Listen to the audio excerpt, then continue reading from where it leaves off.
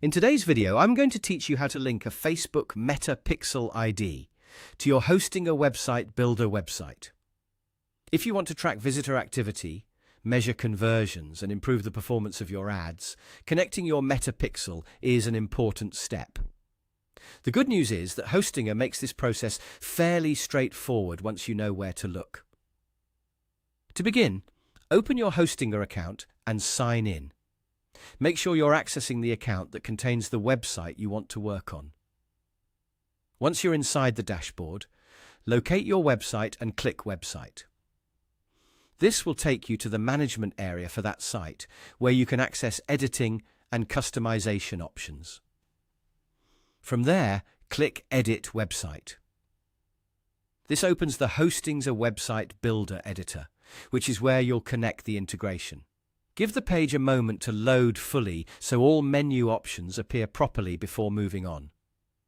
When you're inside the editor, look over to the right-hand side and click More. This section contains additional settings and tools that are not shown in the main editing view. If you don't immediately see it, just scan the side panel carefully, since the exact placement can vary slightly depending on the builder layout. After opening More, find and click Integrations.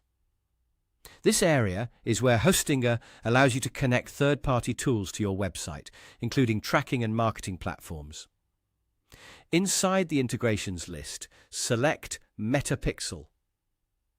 Once the Meta Pixel option opens, you'll see a field where you can add your Pixel ID. Paste or type your Meta Pixel ID into that box carefully.